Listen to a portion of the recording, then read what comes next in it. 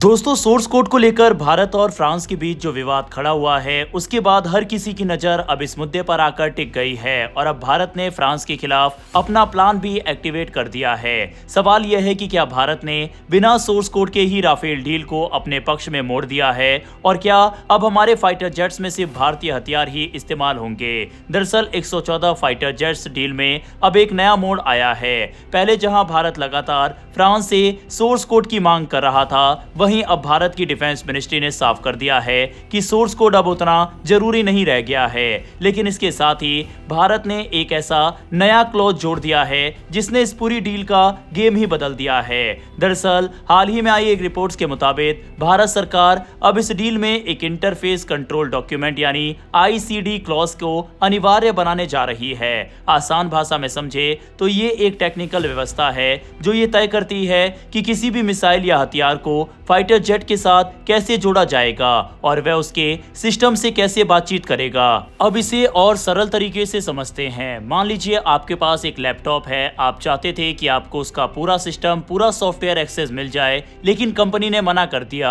अब आपने कहा कि ठीक है, कम से कम इतना एक्सेस तो दीजिए कि मैं अपने पेन ड्राइव, हार्ड डिस्क या दूसरे डिवाइस आसानी से कनेक्ट कर सकूं। यही काम ICD करता है, यानी बिना सोर्स कोड के भी आप अपने सिस्टम को कस्टमाइज कर सकते हैं। भारत ने इसी सोच के साथ इस क्लोज को डील में शामिल करने का फैसला लिया है। इसका मतलब साफ है कि अब भले ही फ्रांस हमें राफेल का सोर्स कोड ना दे, लेकिन हमें इतना अधिकार जरूर मिलेगा कि हम अपने स्वदेशी हथियारों को इन जेट्स में जोड़ सके। इसका सबसे बड़ा फायदा ये होगा कि भारत अब अपने मिसाइल सिस्टम जैसे अस्त्र, रुद्रम और आने वाले समय के अन्य हथियारों को सीधे राफेल में इंटीग्रेट कर पाएगा। पहले क्या होता था कि अगर हमें कोई नया हथियार जोड़ना होता तो हमें फ्रांस की कंपनी पर निर्भर रहना पड़ता था। वही तय करती थी कि कौन सा हथियार फिट होगा और कैसे काम करेगा। लेकिन अब ये कंट्रोल काफी हद तक भारत के हाथ में आ सकता है। आज के समय में कोई भी आधुनिक फाइटर जेट सिर्फ एक मशीन नहीं होता, बल्कि वह एक उड़ता हुआ कंप्यूटर होता है।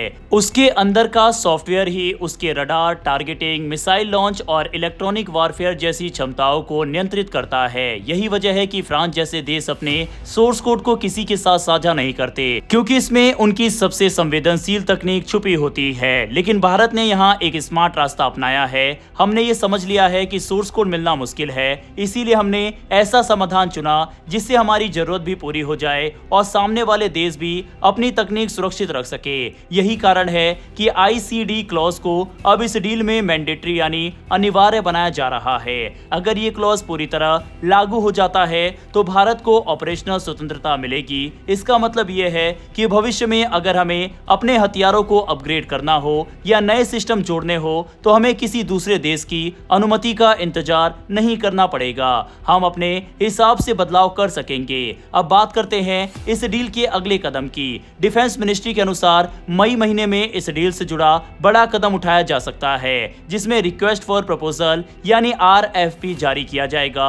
इसके बाद प्रक्रिया और तेज हो जाएगी। योजना के अनुसार कुल 114 राफेल जेट्स में से 18 सीधे फ्रांस से खरीदे जाएंगे, जबकि बाकी 96 भारत में ही बनाए जाएंगे। इसमें करीब 25% तक स्वदेशी हिस्सेदारी भी होगी, जिससे मेक इन इंडिया को बढ़ावा मिलेगा और भारत की डिफेंस इंडस्ट्री मजबूत होगी। अगर बड़ी तस्वीर देखें तो ये कदम सिर्फ एक डील नहीं है, बल्कि भारत की रक्षा नीति में एक बड़ा बदलाव है।